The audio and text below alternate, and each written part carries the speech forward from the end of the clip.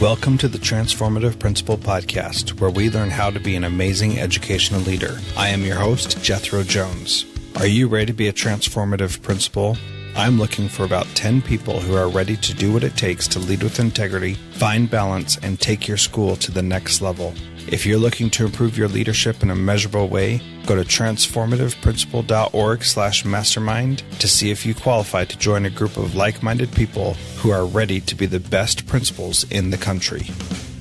Welcome to Transformative Principal. If you have not been part of the Transformative Leadership Summit, please get over there and check it out. It's been going on this last week, and it has been amazing. I am just so inspired by the connections and the things people are doing.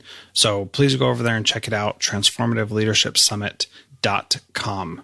Today, I'm continuing my conversation with Adam Pisoni, and it is fantastic. You're going to love it. We're going to talk about the day-to-day operations of using Able Schools, and also we're going to talk about how to gain empathy and learn more about others that you're working with so that you can help solve their problems. Thank you so much for listening to Transformative Principal, and enjoy the second half of my interview with Adam Pisoni. A lot of people have made digital placement boards with Excel or Google Sheets where they've just made it visual and therefore they can share with a bunch of people. The problem with those versions, though, is, as you were saying, it's not connected to the rest of the data. So it may look visual and be digital, but I can't click on one of those sections and see who's in that class or what course requests were there for that or what teachers. And so this idea that it's, we're just creating this front end essentially for this big data set with all that information. And wherever you go in the tool, you can get to any of the information and get feedback on whether it's, again, conflicts or on who's co-teaching with whom or any of those things should be just very, very easily accessible. And providing feedback on how complete you are, on what kind of problems are going to arise with the schedule, and the ability to, again, think about particular types of students or teachers and decide, I want to make sure this works for these ELL students. Or it's so much more of a complicated task or complex task than I think anyone realizes outside of principals and the leadership that does this work. And of course, this is one of our core hypotheses is that part of the reason why more principals don't implement a flex period or just make adjustments during the year even is because the process is so painful. And in fact, what normally happens is you finish your placement board, you hand type it all into your SAS, you hit the button, you figure out your conflicts, you sort of go through that process, and then all that work you did that went into the master schedule is sort of put away. It's like all those spreadsheets and your conflicts matrix and all that. And now you're just living with whatever's in the SAS. And frankly, you're probably afraid to make big changes because you no longer get the feedback. And so I was talking to a principal that said, at a most basic level, it's October and I've made mistakes. I've got a bunch of ELL students I didn't know were ELL students. I've got, these students that turned out they were in the wrong place. And he's like, I don't know if I can move them because it's too hard to know what the ramifications of that will be. So we just leave them there, and that's terrible. And so the idea that we could create a tool that becomes really fast and easy and flexible, that not only does it have your periods or whatnot, but we can begin to say, what are your day types? And what does your schedule really look like every single day of the week? And then go one step further and say, what is your academic calendar? So that, maybe Tuesdays are normally B days, but, Tuesday, April 20th is different, is a minimum day because there's something going on that day. And, that level of information giving you so much more clarity on what students are impacted by changes on things like instructional minutes on, if you're a principal and you want to do something so simple as schedule and observation, knowing when the right time is, given all the complexity of specialists that are coming and going and all the changing schedules every day, like we want to be the one place where all information about time in schools really originates. Yeah, I like that a lot because the information about time in a school is all in my head. And my secretary this last year was constantly saying, how do you know that's where people are, when their prep period is? And I, as the principal, have to memorize the schedule because I don't always have time to figure out where people are. And it's not in the SIS. No, it's not. It's not. No, we have these schools where, a parent calls the office and says, "Where's my kid?" And they don't know. They just start asking around, they're normally with this teacher. And it's amazing. It's like amazing. If people only knew. You can't, we talked to one school, it's interesting. They said one of the things they realized was, this was in elementary school, I think, that field trips tended to be on Fridays, and they had a rotational schedule where there just happened to be a particular grade level was getting shortchanged on a subject like math because of that. And there was no way of really knowing that ahead of time, that there was literally like a massive difference in how much math fourth graders were getting just because of the way the rotational schedule worked and the academic calendar. Yeah, that is very true. And then what happens when you add in assemblies or other special events, things like that can really derail your master schedule, that makes a big difference. Yeah. It's a huge area. I mean, and I think not something, one other area that we haven't even started working on yet, but we think is really important is course requests. I mean, the way, for secondary, obviously, but the way schools today are managing course requests really is too difficult to manage, but really doesn't give the student enough visibility into what's required or recommended. And same with the school. They get so little visibility into, what's going to be requested and what that means for their sections and staff. And yet so much of the master schedule is driven by the course requests. And yet students can't know ahead of time what they're going to be able to get and not. It's madness. Yeah. And definitely something that, as student-centered schools are doing, is they try to not build that magnetic board of where the teachers and what the teachers are teaching until they have course requests from the students. And, we have started doing, the students sign into the SIS to put in their course requests, but our high school is still doing everything in paper. And so being able to at least have the digital application for those course requests has been really beneficial, but there's still a lot of schools that are, hand typing that in, and hopefully nobody's making a mistake in the data entry. I know. And so you asked about the live case. I mean, one thing what we call live is sort of like the day-to-day management. Again, come August, first of all, you're still calling in kids, changing their schedule. So clearly things aren't settled in.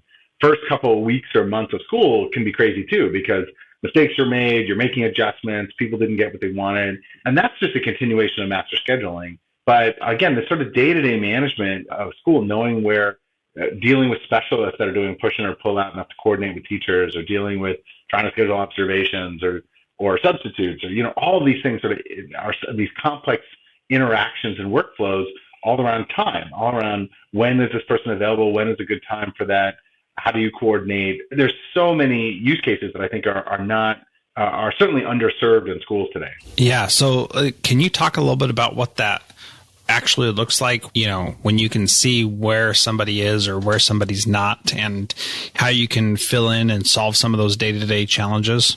Well, at a basic level, I'll tell you a little bit of where we are today and where we're going. So at a basic level, you could imagine you've gone through master scheduling all the way to the point where you've made a placement board. So you know what things are happening at the same time. We take it a step further and we ask you, tell us about your day types. So tell us, you have an ABC days, you got a minimum day, as many as you have a test day, whatever. And then tell us how those differ from day to day. So, we, on our A days, we do, periods 1, 3, and 7, except they're 20 minutes each, and then we do 3 lunches. And so you're able to tell us exactly what really your day-to-day looks like. And that's, again, something SISs don't do. Well, with that information alone, we know generally on a day-to-day basis where everybody is, to a degree that no other system has. So you can ask, where's Timmy? And we can say, Timmy is right here right now. But really, to get that accurate information, the part that we're going to be betaing in the fall, but we haven't started piloting yet, is what we call School Live, which is where you take that information and you say, okay, now tell us about the academic calendar. Tell us actually when those test days are and assemblies and all of those things. And now we can overlay the master schedule on top of the academic calendar and begin to answer really interesting questions about real instructional minutes and really where people are.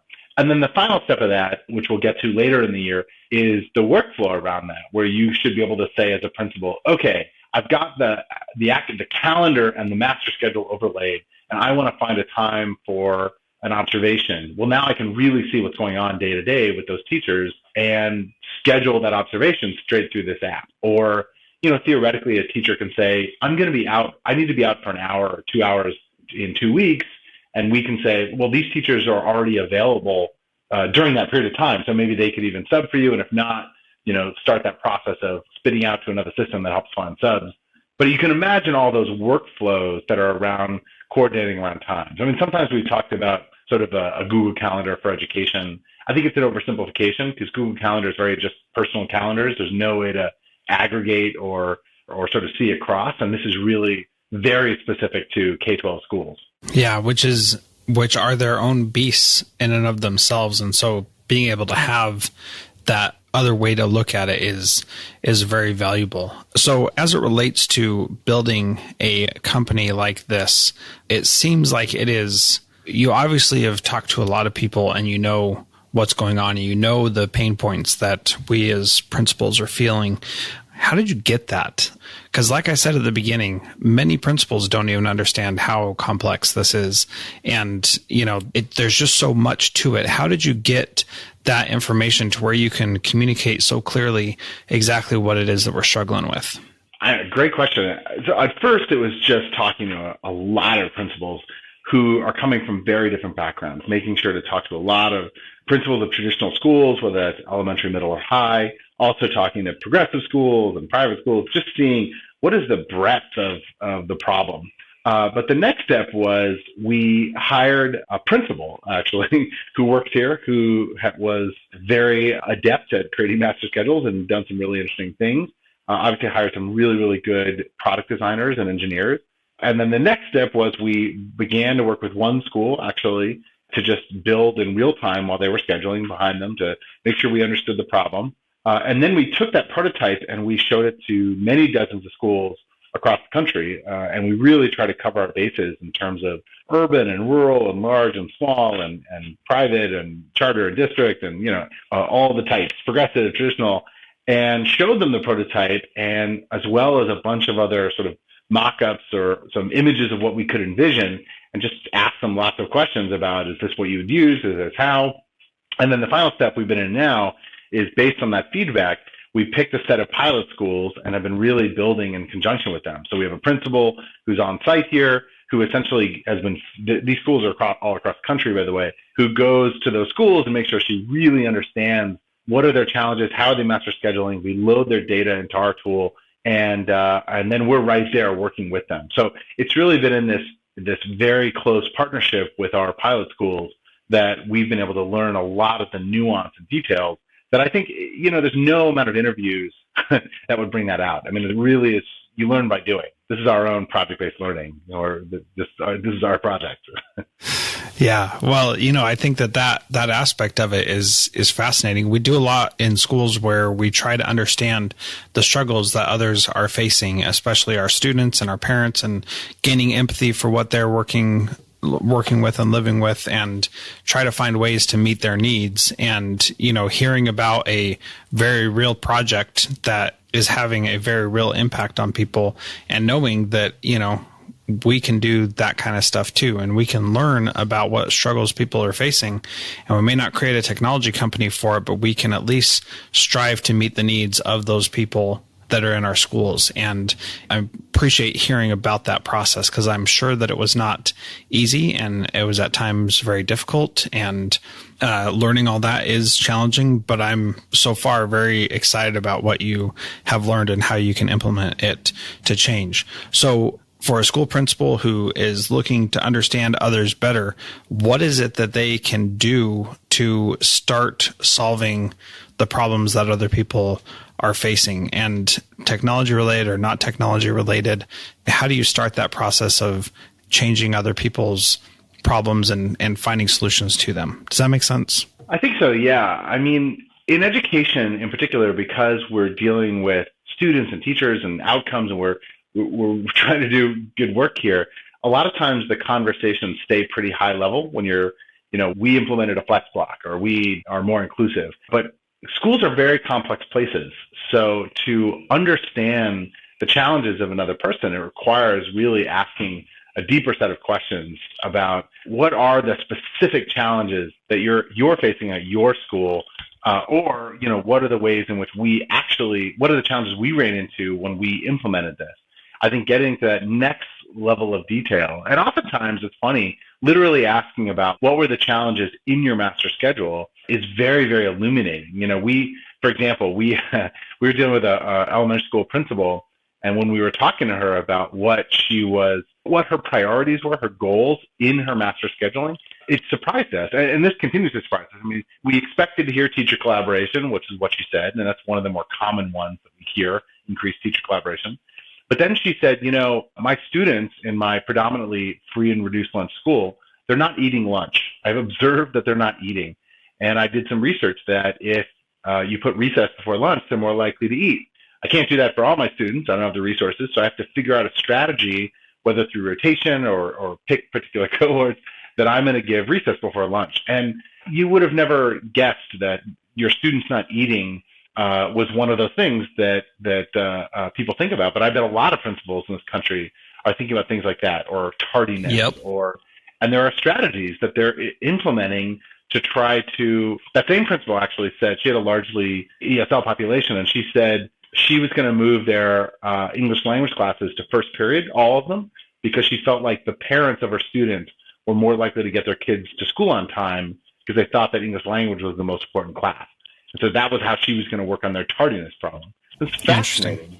Yeah, very interesting. And we hear stories like that every day. And so I think getting to the 5 whys or whatnot, getting into the details of what is unique about your school and what are the real problems that you're trying to solve. And that's why, we're model agnostic. We don't come to schools saying, you should be doing this or that. We think that there's a lot that can be learned between schools, and we want to help schools share what they're doing. But every school is very unique, dealing with different challenges that only that principal in that school can really know. Yeah, that is so totally true. And one of the things that I've been thinking about is how do we make this system-wide change in education? And it's not easy because schools have to be personalized and have to be unique to their environment, because what works in one place is not necessarily going to work in another place. And for me, that's part of the excitement of moving to different schools and being in different places, is seeing what kind of things can continue and be systematic throughout the system, and what kinds of things really need to be focused down to that specific school. And, the answer to that is not exactly clear. And so you got to talk to people, learn from them. And that's part of the reason why I do these interviews, is to see what kinds of things are working across the country and implement those kinds of things in my school as well. I mean, one of our big goals that I'm hoping that we get to pretty soon is we want to make it easy for schools that are willing to share what they're doing in a way that is more easily understood than what we have today. Because oftentimes what we saw, principals go on site visits and they look at other schools. You're like, yeah, this looks interesting, but how did you implement this?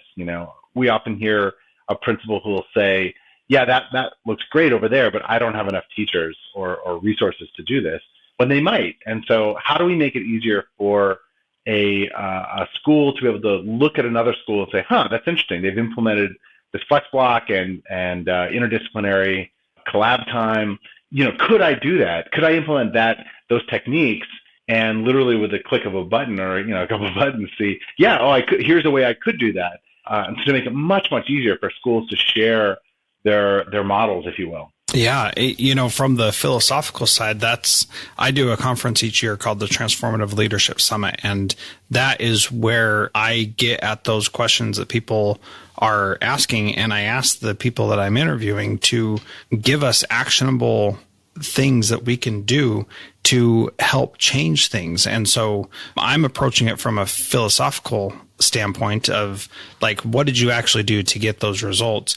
And you're approaching it from here's the data and the information that you now have access to everything finally. Here's how you can see how making that kind of a change would impact. Is that a fair summary? Absolutely. And you need both. Even with the data, you need to understand the intent behind it and probably need help, but you need both. I mean, in the same way, again, like you can have the intent and you can meet the people, but if you don't know how you're going to implement it, you may not do it. But just knowing how technically you're going to implement it doesn't mean you'll be successful at it, because I think this is all changes to school require holistic understanding of the impact on not just on your resources, on your staff, but also on the people and change management and like, will your teachers need to be retrained on this? Or it's about a holistic view of change within schools.